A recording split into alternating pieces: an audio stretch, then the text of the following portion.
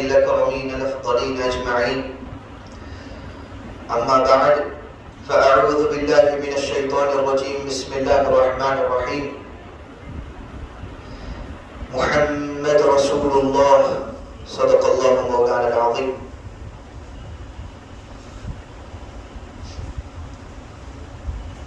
میری حیات و عمل کے گزشتہ راہوں میں رہبر و رہنما فریس زمن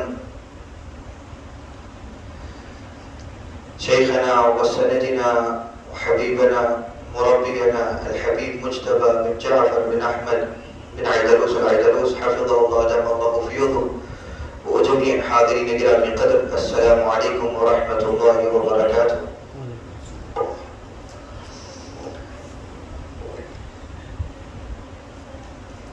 حبیب کی جو نصیحتیں بارہا ابتدا سے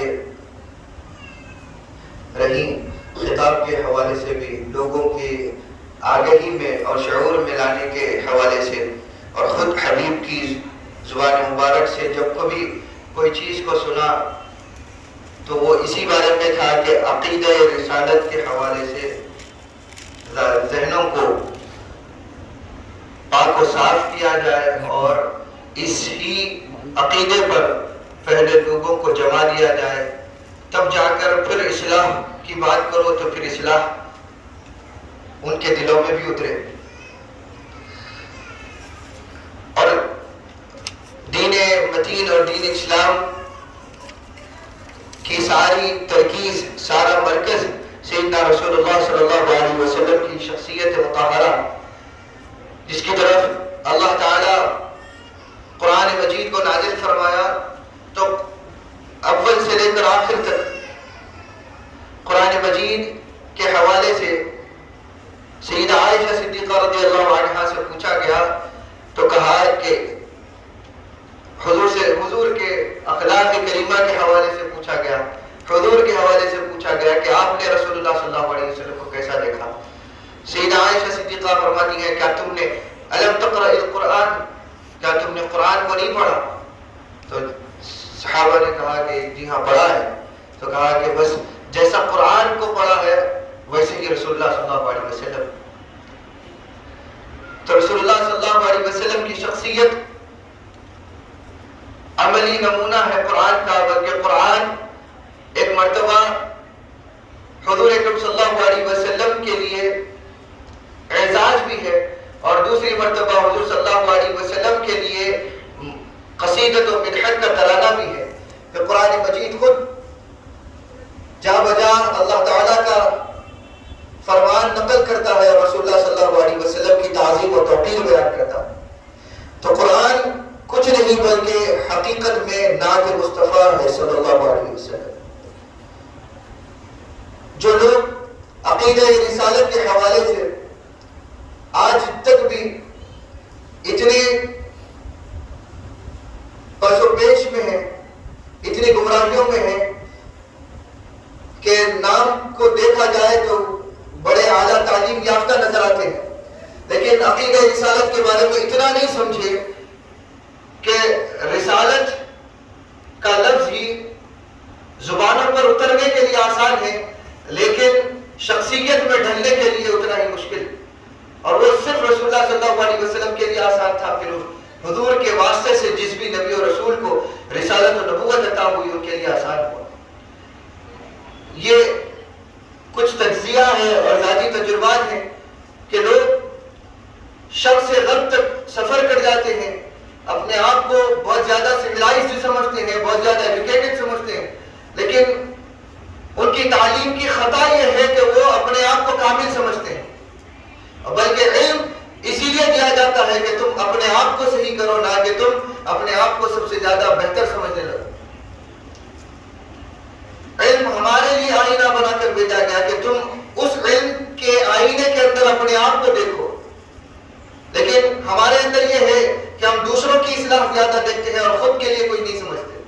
کوئی صلاح کی بات کرے، کوئی نصیحت کی بات کرے تو ہم یہ سمجھتے ہیں کہ حالات کے تناظر میں فلاں کے لیے ہے، فلاں کے لیے، یہ اپنے آپ میں سمجھ بیٹھتے ہیں، لیکن کوئی خود پر نہیں لیتا ہے کہ وہ خود کے لیے بھی تو ہے.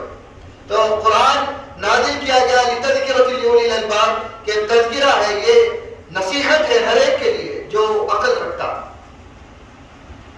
قرآن مجید میں اللہ سبحانہ و تعالیٰ نے رسول اللہ کو یاد کیا تو فرمایا محمد رسول اللہ، جو میرے حبیب کو اپنی طرح دیکھتا ہے۔ یہ اس امت کی نااہلی ہے اور اس امت کا خسارہ ہے کہ اس امت کی نسلیں اپنے آپ کو رسول اللہ صلی اللہ علیہ وسلم کے برابر سمجھتی ہیں، یہ سمجھتی ہیں کہ ادب کیوں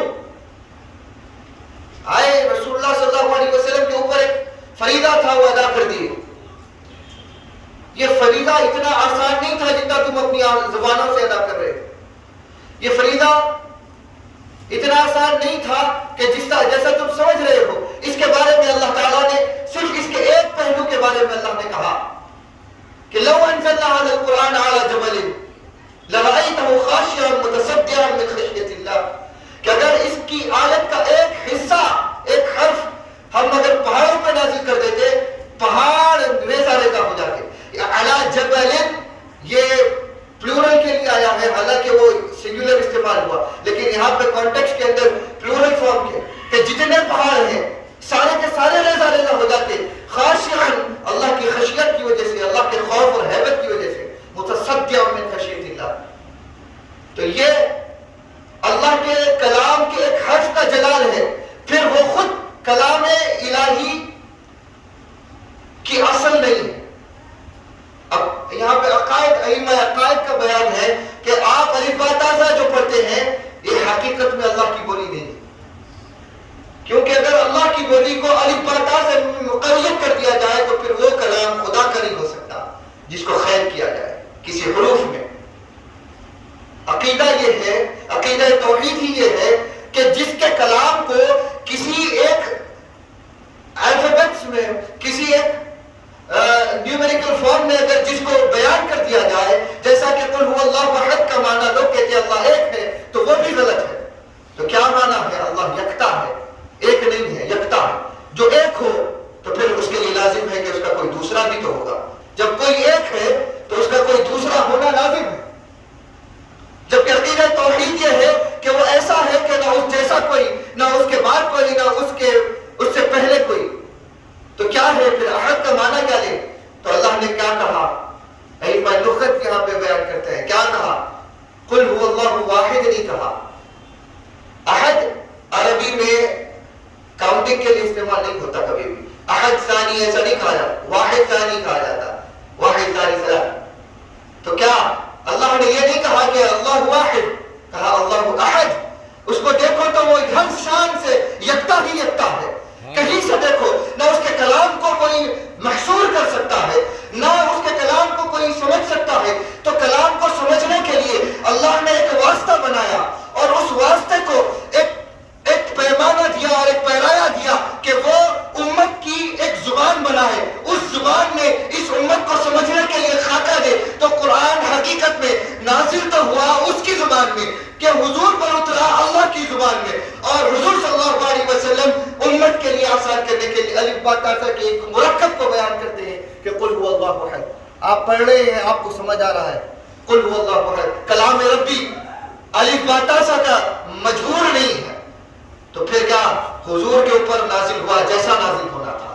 تو کہا کہ لو انزلنا، اگر ہم اس کو نازل کر دیتے پہاڑوں پر تو وہ بھی ریزہ ریزہ ہو جاتے۔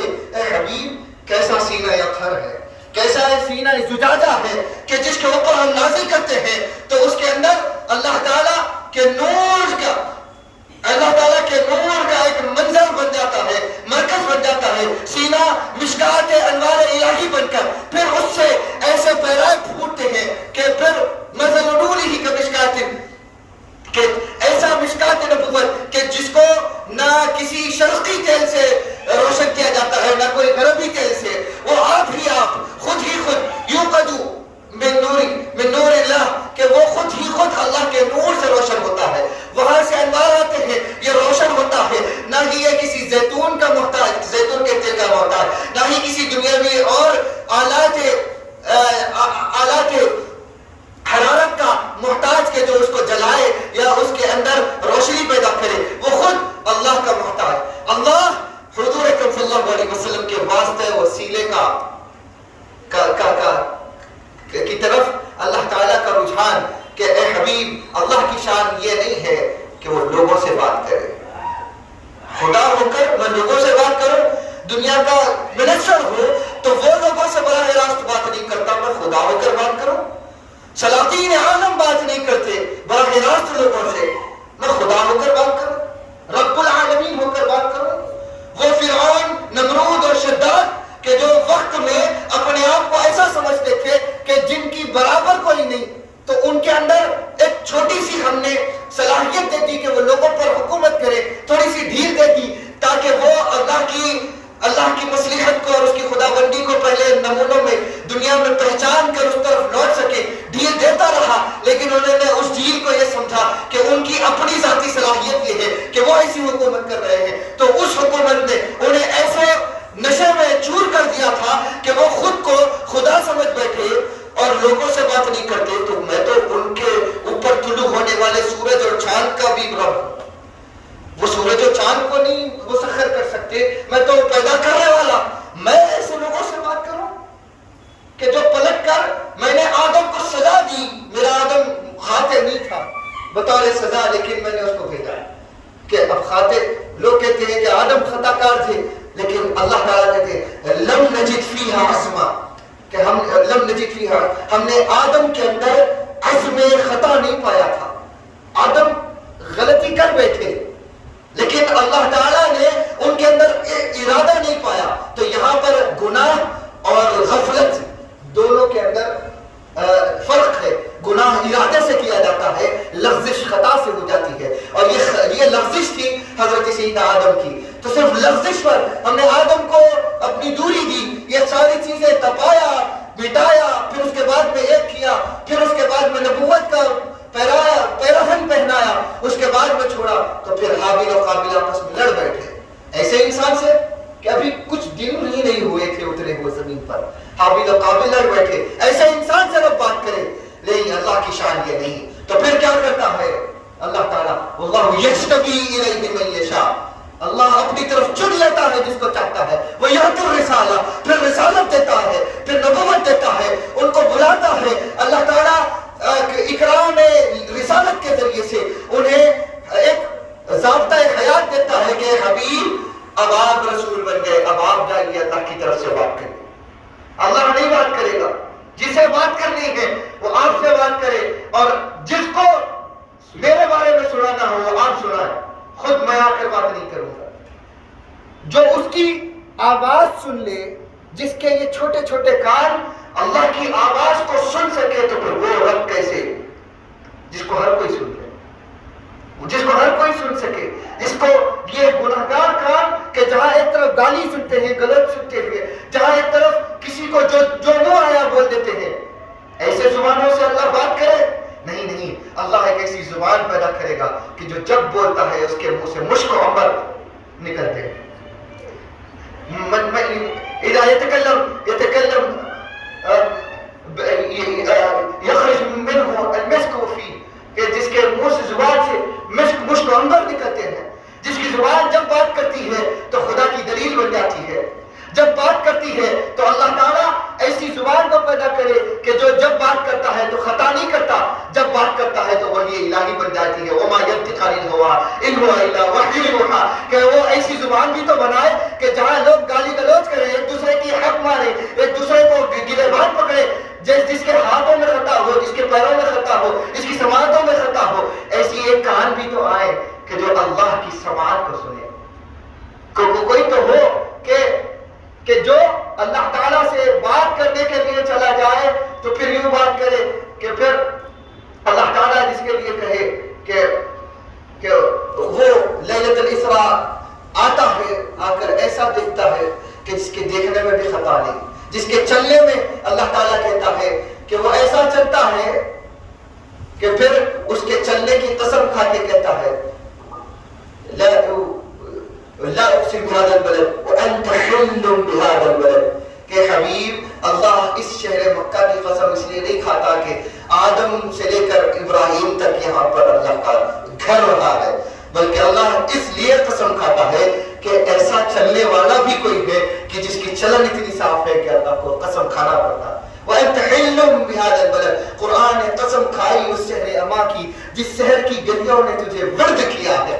اے حبیب, اللہ کا شہر ہو کر بھی یہ ناز و اکرام کا باعث نہیں, ناز و اکرام کا باعث آپ کے قدوم میں مدد سے ہے کہ جو جب چلتے ہیں تو اس شہر کی گلیاں ورد کرتی ہیں. اس شہر کی گلیاں اللہ کے گھر پر صلاۃ و سلام نہیں پڑتی, بلکہ اس شہر کی گلیوں سے جب آپ گزرتے ہیں تو صفا و مروہ آپ پر سلام کرتے ہیں, اس کے سنگ ریزے آپ پر سلام کرتے ہیں. اے حبیب, آپ کی ذات تو وہ ہے. تو اے لوگوں, ایسوں کو پیدا کرتا ہے اللہ کہ جو محمد رسول اللہ, کہ جس کو دیکھو تو سراپا رسالت ہے, اس کا اٹھنا بیٹھنا رسالت ہے. جو سوکھی ٹہنیوں کو پکڑ لے تو وہ بھی مشعل بن جائے, وہ بھی تلوار بن جائے. تو کبھی اوکاشا پکڑتے ہیں تو بدر میں لڑ پڑتے ہیں. کبھی اس کو دیکھو تو وہ اندھیری رات میں کوئی سوکھی ٹہنی پکڑا دے تو صحابی اس کو پکڑ کر چلتے ہیں تو مشعل بن جاتی ہے. ایسے دندان ہیں کہ اندھیرے میں مسکرا دے تو اندھیرے کوچے روشن ہو جائے, کونا کونا ذرا ذرا روشن ہو جائے. ایسی زلفیں ہیں کہ چہرے مبارک پر جب آ جاتی ہے تو واللیل اذا سجا کہتا ہے کہ ایسی رات کے جب جس کے زلفیں جب چہرے پر آ جاتی ہے تو وہ رات کا ماحول بنا دیتی ہے کہ زلف مبارک چہرے پر آتی ہے تو پھر اس چہرے کی نورانیت کو ڈھانپ لیتی. چہرے کو سے زلفیں ہٹا دو تو پھر والضحیٰ ہو جاتی. کوئی ایسا بھی تو ہو کہ جس کی ہر ادا کی قسم کھائے اس کے بعد بھی برابر ہو, اس کے بعد بھی برابر ہو. محبوب خدا سید و سرور کے برابر, لاؤ تو کوئی میرے پیغمبر کے برابر, لاکھوں میں زمانے میں سکندر کے برابر, پر کوئی نہیں آقا تیرے نوکر کے برابر. لوگ انہیں اپنا ایسا سمجھتے ہیں نیازی, ذرہ نہیں ہوتا کبھی گھر کے برابر. یہ سمجھ لے لوگ کہ کبھی آپ پتھروں کو لے لیں تو پتھروں کی ویلیو ایک جیسی نہیں ہے, تو انسان آپس میں ایک جیسے کیسے. انسانوں کی بات کر لیں تو ایمان والے ایک جیسے نہیں ہیں. ایمان والوں میں آئے تو پھر اللہ تعالیٰ کہتا ہے کہ کیا علم والا اور غیر علم والا کیا دونوں برابر ہو سکتے ہیں؟ هل يستوون الذين لا يعلمون والذين يعلمون, کہ جو علم رکھتے ہیں وہ برابر ہیں لا علموں سے؟ نہیں, ہرگز نہیں. پھر اس کے اندر اللہ تعالیٰ نے نبوت دی, رسالت دی, تو پھر کہا یرفع اللہ الذین یرفع, کہ اللہ تعالیٰ نے کہا تلک الرسل فضلنا بعضهم علی بعض, کہ ہم نے رسول بنائے. تو پھر اس کے اندر اللہ تعالیٰ نے درجات رکھے. پھر اللہ تعالیٰ اس میں سے کسی کو چنتا ہے تو ہر نبی سے بات بھی نہیں کرتا, کسی کو بلاتا ہے تو کلیم بناتا ہے. اس میں نبوتوں میں بھی فرق ہے. تو پھر تم رسول اللہ صلی اللہ علیہ وسلم کی بات کر رہے ہو, بات ایسے حبیب کی کر رہے ہو کہ جس جیسا دنیا میں کسی نے نہیں بنایا. تم صحابہ اور سلفی ہونے کی بات کرتے ہو, لیکن اگر تعلیم کو اٹھا کر دیکھو تو حسان بن ثابت رسول اللہ کے سامنے کھڑے ہو کر کہتے ہیں وَأَحْسَنُ مِنْكَ لَمْ تَرَ قَطُّ عَيْنِي, کہ حبیب اکرم صلی اللہ علیہ وسلم, اے محمد رسول اللہ, میری آنکھ نے آپ سے زیادہ حسین نہیں دیکھا. میری آنکھ نے احسن منک, میری آنکھ شاعر ہے تو شاعر کیا کیا نہیں دیکھا. شاعر تھے زمانہ اسلام میں آنے سے پہلے, کہاں گئے تھے, کون سے درباروں کو نہیں دیکھا تھا, کیسے شاہوں کو نہیں دیکھا تھا. رسول اللہ کی شاہی دیکھ لی, رسول اللہ کی وجاہت دیکھ لی تو کہہ پڑے احسن منک, آپ سے زیادہ حسین بھی کوئی ہے جو اس آنکھ کو بھا جائے. پھر اس حسن کے بارے میں ابو ہریرہ سے پوچھا جائے تو کہتے ہیں کہ 14ویں رات کا چاند ہے, رسول اللہ لال رنگ کا قمیص وطن کے اوپر بیٹھے ہوئے ہیں, جبہ مبارک لال رنگ کا جبہ مبارک سرخ. 14ویں رات کا چاند, حضور صلی اللہ علیہ وسلم بیٹھے ہیں, وہ کبھی چاند کو دیکھ رہے ہیں, کبھی رسول اللہ کے مہتاب کو, چہرے مہتاب کو دیکھ رہے ہیں. حضور صلی اللہ علیہ وسلم بار بار ان کا چاند اور حضور کے چہرے کو ٹکرا دیکھتے ہیں تو پوچھتے ہیں کہ بتاؤ کیا دیکھ رہے ہو؟ تو کہا کہ یا رسول اللہ واللہ, کہ اللہ کی عزت کی قسم میں نے چاند سے زیادہ خوبصورت آپ کے چہرے کو دیکھا.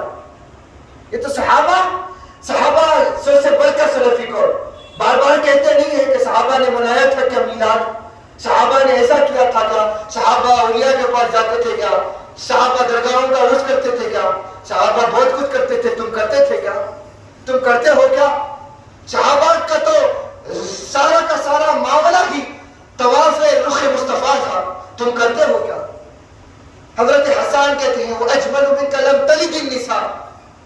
حسان کہتے ہیں کہ آپ سے زیادہ جمیل، آپ سے زیادہ خوبصورت ساری کائنات میں کسی ماں نے کبھی پیدا نہیں کیا۔ اب کوئی ایسا کہنے والے کے لیے لازم ہے کہ وہ ہر ماں کو دیکھے اور ہر ماں کے پیدا کرنے والے بچے کو دیکھے؟ کیا حسان دیکھ رہے تھے ہر ایک کو؟ پھر دعویٰ کیسے کر دیا؟ پھر دعوے کو رسول اللہ قبول بھی کر رہے ہیں۔ تو معلوم کیا ہوا کہ حسان تو عشق میں، محبت میں میری کچھ کلام پیش تو کر رہا ہے، لیکن وہ کلام میں کوئی کمی غلطی نہیں ہے، بلکہ حقیقت ہے اللہ نے کسی ماں کو مجھ جیسا بیٹا نہیں پیدا کیا کہ جو جب پیدا ہو تو ماں کے کمرے کو منور کر دے، اور ایسا منور کہ ماں اپنے گھر میں مکہ کی وادی میں جبل ابو قبیس کے دامن میں ایک بچے کو پیدا کر رہی ہے، اور اس کے اوپر محلات کسرا اور شام روشن ہے۔ وہ شام کے بازاروں میں چلنے والے اونٹوں کی اوجھڑی دیکھتی ہے، چوڑے اونٹوں کے اوپر لدا ہوا سامان دیکھتی ہے۔ ایسی بھی کوئی ماں ہے کہ جس نے بچے کو پیدا کرتے ہوئے ایسا منظر دیکھا ہو؟ کوئی نہیں، کوئی نہیں لا سکتا۔ کوئی ایسا بچہ کبھی پیدا نہیں ہوا کہ جو بوڑھی اور اونٹنی حلیمہ سعدیہ کی آئے اور وہ سب سے تیز رفتار بن کر واپس چلی جائے۔ ایسا بچہ کبھی کسی نے نہیں دیکھا کہ جو جس کے گھر میں چلا جائے تو جس کی بکریوں کے تھنوں میں دودھ نہ ہو، وہ رسول اللہ صلی اللہ علیہ وسلم کے دستے مبارک لگ جائے تو وہ آباد اور سرشاد ہو جائے۔ ایسا بچہ کسی نے نہیں دیکھا کہ جو مہد میں چاند کی طرف اشارہ کرتا ہے تو چاند کھلونا بن جائے۔ ایسا بچہ کسی نے نہیں دیکھا۔ بتاؤ تو تم اگر برابر ہو تو رسول اللہ کی ہر چیز میں برابری بتا کر دو۔ تم رسول اللہ کے اشارے اور دعوات تو بہت بڑی بات ہے، لعاب دہن کے برابر نہیں کہ جو 3000 سال پرانے سانپ کے ڈسے ہوئے سانپ کے اوپر ابو بکر کے پیر پر حضور اپنا لعاب لگا دیں تو اس سے زہر کا اثر چلا جائے۔ 3000 سال پرانا سانپ، 3000 سال پرانا سانپ غار ثور میں ابو بکر کو ڈس لے تو رسول اللہ کہتے ہیں لا تحزن ان اللہ معنا۔ ابو بکر پریشان کیوں ہوتے ہو؟ اللہ ہمارے ساتھ۔ اور تو زہر کا اثر کر رہا ہے۔ رسول اللہ کی رسالت کو کس نے کہا تھا؟ کون سی قرآن کی آیت ہے کہ رسول اللہ کا لعاب میڈیسن ہے؟ کسی نے نہیں کہا تھا، لیکن رسول اللہ لعاب دہن نکالتے ہیں، ابو بکر کو ڈسی ہوئی جگہ پر لگاتے ہیں تو سارا زہر زائل ہو جاتا ہے۔ یہ شان ہے، لعاب دہن ہے۔ اے امتی تو بتا کہ تیری اتنی لفزش ہو گئی کہ جو رسول اللہ کو اپنے برابر سمجھ بیٹھا۔ ادب کی بات کرتا ہے کہ کیسے کرے۔ اے وہ شخص کہ جس کے آداب کے بارے میں یہ ہے کہ لوگ حضور سے پہلے بول رہے تھے، مجالس ہیں رسول اللہ سے پہلے بات کر رہے تھے، رسول اللہ کی بات کرنے سے پہلے حضور صلی اللہ علیہ وسلم سے پہلے قربانی دے دی تو اللہ تعالیٰ نے آیت نازل فرما دی لا تقدموا بین یدی اللہ ورسولہ، کہ تمہیں اللہ تعالیٰ اجازت نہیں دیتا کہ تم اللہ اور اس کے رسول کے سامنے تم سبقت لے جاؤ۔ جب تک اللہ اور اس کا رسول تم سے نہ کہے تب تک تم سبقت نہیں لے جا سکتے۔ تمہارا کام توقف کرنا ہے جب تک کہ میرا حبیب گویا نہ ہو، تمہیں تب تک ٹھہرنا ہے جب تک کہ میرا حبیب کچھ حرکت نہ کرے۔ تو یہ رسول اللہ صلی اللہ علیہ وسلم کی شخصیت ہے۔ حاضرین مکرم، رسول اللہ کی محبت ان صحابہ میں تھی۔ تو ایک یہ بات آپ کے حوالے سے گوشہ گزار کرنا چاہیں گے کہ ایک شخص حنین کے موقع پر حضور صلی اللہ علیہ وسلم نے جب ساری حنین کا غزوہ مکمل ہوا اور مال غنیمت آیا، مال غنیمت حضور صلی اللہ علیہ وسلم کے سامنے لدا ہوا ہے، سب سے بڑا معرکہ اسلام کا اس وقت تک، سب سے بڑا معرکہ، سب سے بڑی جیت اسلام کی، سارا مال غنیمت ہے سامنے رکھا ہوا، 1000 کروڑ کا کی ثروت ہے، حضور کسی کو اٹھا رہے ہیں، سرخ اونٹ دے رہے ہیں، سرخ اونٹ کی ویلیو کروڑ آف روپیز۔ اس وقت کے لیے کوئی اگر کسی کو سرخ اونٹ کسی کے پاس ہو جائے تو وہ بہت بڑا مالدار۔ حضور کسی کو اٹھا رہے ہیں، 3 اونٹ دے رہے ہیں، کسی کو اٹھا رہے ہیں سونا چاندی اٹھا رہے ہیں دے رہے ہیں، کسی کو اٹھا رہے ہیں لباس آیا ہے، سامان ہے، تجارت کا مال ہے، یہ ہے وہ ہے، سب اٹھا رہے ہیں، کسی کو کچھ کسی کو کچھ۔ ان میں سے ایک شخص اٹھا، کہا کہ یا رسول اللہ صلی اللہ علیہ وسلم اعدلوا، انصاف کریے، آپ کسی کو اٹھا رہے کچھ دے رہے، کسی کو، سب کو برابر کا حق ہے۔ حضور نے فرمایا کہ مجھ سے بڑھ کر بھی کوئی منصف ہے؟ اے استاد تو اٹھ کر مجھے سکھاتا ہے کہ میں انصاف کروں، مجھ سے بڑھ کر بھی کیا کوئی منصف ہے؟ خاموش ہو گئے۔ حضور نے صحابہ کی صفوں میں دیکھا کہ مال ایسی چیز ہے کہ اچھوں کے ایمان کو بدلاتا ہے۔ تو اے خادم گرامی، آپ اور ہم حضور صلی اللہ علیہ وسلم کی آل بیت نبوت سے اپنے آپ کو منتسب رکھتے ہیں۔ ہمارا آنا آپ کا اٹھنا بیٹھنا حضور صلی اللہ علیہ وسلم کے گھرانے سے منسوب، حضور صلی اللہ علیہ وسلم کی آل اطہار کے منصب کے پاس آتے ہیں، تو ہم اپنے ایمان کو محفوظ کرنے کے لیے بھی آتے ہیں، اپنی جہاں ذاتی معاملات کی اصلاح کے لیے آتے ہیں، وہیں ایک بڑا مقصد آپ کو جمع کرنے کا اور آپ کے خود کے آنے کا یہ ہونا چاہیے کہ آپ کے ایمان کی حفاظت ہو۔ اور ایمان سب سے جلدی پھسل جاتا ہے مال کے ذریعے سے۔ اور صحابہ کے صفوں میں جب یہ دیکھا حضور نے تو کہا کہ الا ترضون ان يذهب الناس بالشاء والابل، وفي حدیث آخر قال وبالشاة والبعیر، کہ کیا تم اس چیز سے راضی نہیں ہو کہ میں کچھ لوگوں کو مال دے رہا ہوں، کسی کو بکریاں دے رہا ہوں، کسی کو اونٹ دے رہا ہوں، اور وانتم ترجعون برسول اللہ فی رحالکم، کہ تم اس بات سے راضی نہیں ہو کہ جس کو میں کچھ نہیں دے رہا وہ خود رسول اللہ کو اپنے گھروں میں اپنے ساتھ لے جائے، جس کو کچھ نہیں دے رہا اس کے ساتھ خود محمد رسول اللہ جائے، کہ تم اس بات سے راضی نہیں ہو۔ تو حضور کی اس آواز پر صحابہ سکتے میں آ گئے، خاموشی کا ایک منظر۔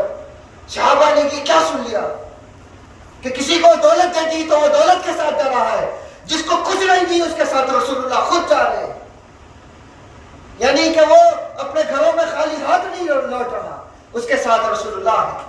دولت دارین ہوگی سوالی ہاتھ میں، آپ خالی ہاتھ رکھ دے میرے خالی ہاتھ میں، دونوں عالم آپ سے مانگوں تو رکھوں گا کہاں؟ دونوں عالم حضور سے مانگ بھی لیں گے، حضور کی آل سے مانگ بھی لیں گے، مل بھی جائیں گے، رکھیں گے کہاں پہ؟ تو سب سے بڑی چیز کیا ہے؟ آپ خالی ہاتھ رکھ دیں میرے خالی ہاتھ۔ یا رسول اللہ آپ کا خالی ہاتھ بھی اگر میرے ہاتھ میں آ جائے تو یہ تو مجھے اس دنیا میں بھی کامران کرے گا، آخرت میں بھی کامران کرے گا۔ جو قاسم نعمت ہے کہ جن کے ہاتھ میں بیدی مفاتیح السماوات مفاتیح خزائن السماوات والارض، حضور نے کہا کہ اللہ تعالیٰ نے میرے ہاتھ میں زمین و آسمان کے خزانوں کی کنجیاں رکھ دی، تو جب وہ خالی ہاتھ آپ کے خالی ہاتھ میں رہے گا تو کیا آپ خالی دست و دامان رہیں گے؟ نہیں، تو اپنے ایمان اور عقیدوں کی اصلاح کریے، آپ کی اولادوں کی اصلاح آپ خود کریے۔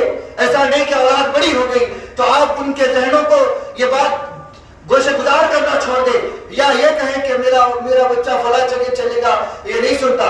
آپ کا کام ہے کہ آپ اس کے کانوں میں یہ حرکات ڈالیں، یہ بات ڈالیں کہ رسول اللہ صلی اللہ علیہ وسلم سے بڑھ کر اس کائنات میں کوئی نہیں، نہ اللہ کی نظر میں، نہ اس کائنات کی خود اس وجود کے دامن میں حضور سے بڑھ کر کسی کو پیدا نہیں کیا گیا۔ حضور کے بعد اس دین کی کمان، اس دین کی ذمہ داری حضور کی آل کے اوپر ہے، اور صحابہ اس آل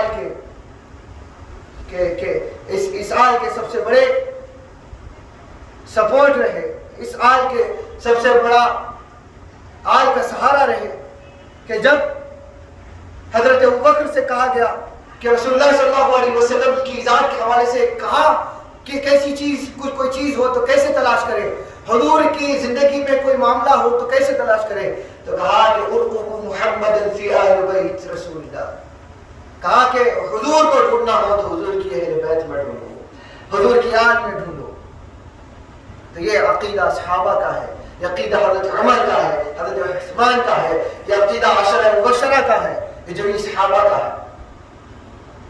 حاضر مکرم، آپ یہی عقائد پر اپنی اولاد کی تربیت کیجیے۔ حضور نے آخری بات حضور سے پوچھا گیا تربیت کے حوالے سے، تو کہا ادبوا اولادکم علی ثلاثۃ خصال، اپنی اولاد کی تربیت 3 چیزوں پر کرو۔ 3 چیزوں میں سب سے پہلی چیز کیا کہتے ہیں؟ دیکھیے، حب نبیکم، تمہارے نبی کی محبت سکھاؤ پہلے اپنی اولاد کو۔ اپنی اولاد کو لوگ بولنے لگ جائے تو الف با تا سا سکھاتے ہیں، کھلا کھول کر قاعدہ پڑھا دیتے ہیں، یا مدارس میں بھیج دیتے ہیں، جماعتوں میں بھیج رہے 3 دن 40 دن، پہلے محبت نبی کی سکھائی ہے۔ اونچے پجامے پہننا سکھا دیا، سروں کو موڑنا سکھا دیا، لیکن کیا نبی کی محبت سکھائی؟ تلخ کلامی سکھا دی، لیکن کیا نبی کی محبت سکھائی؟ حضور کہتے ہیں کہ پہلی چیز حب نبی کو، اپنے نبی کی محبت سکھاؤ۔ دوسری بات حب آل بیتی، کہ کہا کہ دوسری چیز میری آل کی محبت سکھاؤ۔ وہ پھر جب جا کر تیسرے درجے میں کہا کہ وہ تلاوت القرآن، تیسرے درجے میں جب یہ چیزیں مکمل ہو جائیں تب جا کر قرآن سکھاؤ، تو قرآن پڑھے گا، قرآن پر عمل کرے گا۔ تب تک نہ نبی، بلا حب نبی کچھ نہیں ملتا، بلا حب نبی نہ قرآن کا ہوگا نہ کسی کا ہوگا، نہ بلا حب اہل بیت نہ نبی کا ہوگا نہ قرآن کا ہوگا۔ ان دونوں کے بیچ میں اہل بیت کو رکھ دیا اللہ تعالیٰ۔ اللہ تعالیٰ کے نسبے سے زیادہ ہمیں عمل کی توفیق عطا فرمائے۔ ہمارے شیخ و مرشد سیدنا حبیبنا مجتبیٰ جعفر ناگروس حفظہ اللہ کے اللہ تعالیٰ حیات و اقبال میں اللہ تعالیٰ بلندی عطا فرمائے۔ اللہ تعالیٰ آپ کی حیات کی برکتیں اللہ تعالیٰ ہم کو نوازش فرمائے۔ اللہ تعالیٰ ہمیں آپ کے ذریعے سے آپ کے جمیل اسلام، آپ کے جد امجد سیدنا رسول اللہ صلی اللہ علیہ وسلم کی برکتیں عطا فرمائے۔ آپ کی محبت اللہ تعالیٰ ہمارے دلوں میں بلا واسطہ عطا فرمائے، اور بالواسطہ آپ اللہ تعالیٰ حضور کی محبت ہمارے دلوں میں عطا فرمائے۔ اللہ تعالیٰ آپ کے ذریعے سے ہمارے نفوس کا تزکیہ فرمائے، ہمارے گندے باطنوں کی اللہ تعالیٰ صفائی فرمائے، ہمیں پاک و صاف فرمائے، ہمارے دلوں کو آئینہ بنائے آپ کی شخصیت کا، آپ کے کردار کا، آپ کے کردار کو لے کر اللہ تعالیٰ آپ کے اس کردار کے ذریعے سے رسول اللہ کی سنت اور حضور کی سیرت کا آئینہ ہمیں بنائے، اور پھر اسوہ حسنہ کا وہ عملی نمونہ بنائے جس کا حکم قرآن دیتا ہے۔ اللہ تعالیٰ آپ سے وابستہ رکھے، اللہ تعالیٰ ایسے ایمان اور ایسی محبت اور ایسی ارادت سے بچائے کہ جس میں آپ کی محبت میں ذرا برابر بھی شک ہو، جس کے اندر ذرا برابر بھی تسلسل ہو، جس کے قدم میں ثبات نہ ہو۔ اللہ تعالیٰ ایسی ارادت سے ہمیں دور کر دے، اللہ تعالیٰ ایسی ارادت دے کہ جس میں جان مال کی اللہ تعالیٰ کہ ان کو نثار کرنے کی توفیق عطا فرمائے۔ اللہ تعالیٰ جہاں رہے آپ کی محبت میں زندہ رکھے، جہاں رہے آپ کی محبت کے ساتھ رکھے، اللہ تعالیٰ آپ کی توجہات میں رکھے۔ اللہ تعالیٰ کل عالم کو بحیثیت خورشید ولایت اور قمر آل بیت نبوت اللہ تعالیٰ آپ کی رعنائیاں سارے عالم میں پھیلائے۔ اللہ تعالیٰ آپ کا کردار اور آپ کی شخصیت کو سارے عالم میں سامنے، آپ کی شخصیت کو سامنے رکھنے کی توفیق عطا فرمائے۔ اللہ تعالیٰ آپ کے فیضان کو ہم پر، ہماری نسلوں پر جاری رکھے۔ وصلی اللہ علیہ